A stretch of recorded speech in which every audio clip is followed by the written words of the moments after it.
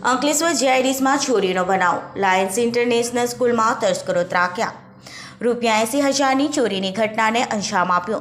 સમગ્ર ઘટના સીસીટીવી કેમેરામાં કેદ થઈ. જીઆઈડીસી પોલીસે તપાસ શરૂ કરી. અંકલેશ્વર જીઆઈડીસીમાં આવેલ લાયન્સ ઇન્ટરનેશનલ સ્કૂલમાં તસ્કરો ત્રાટકી રોકડા ₹80,000ની ચોરી કરી ફરાર થઈ જતા ચકચાર મચી જવા પામી છે.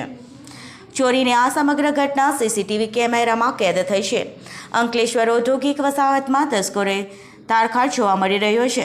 મકાનો અને દુકાન બાદ હવે શાળામાં પણ તસ્કરો ત્રાક્યા હતા. અંકલેશ્વર જીઆઈડીસીમાં ગાર્ડન સિટી રોડ પર આવેલ લાયન્સ ઇન્ટરનેશનલ સ્કૂલમાં તસ્કરો ત્રાક્યા હતા અને ઓફિસમાં રહેલા લોખંડના કબાટમાંથી રોકડ ₹80,000ની ચોરીના ગુનાને અંજામ આપ્યો હતો.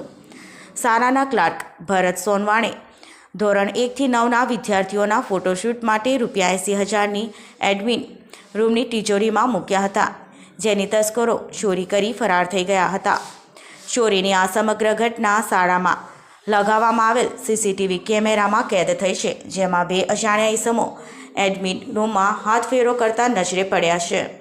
શાળા સંચાલકો દ્વારા આ અંગે પોલીસને જાણ કરતા જીઆઈડીસી પોલીસનો કાફલો ઘટના સ્થળે દોડી આવ્યો હતો અને ડોગ સ્ક્વોડની મદદથી તસ્કરોનું પગેરું મેળવવા તપાસ શરૂ કરી છે. શાળાના ક્લાર્ક ભરત સોનવણેની ફરિયાદના આધારે પોલીસે તસ્કરોને ઝડપી પાડવા ચક્ર ગતિમાન કર્યો છે.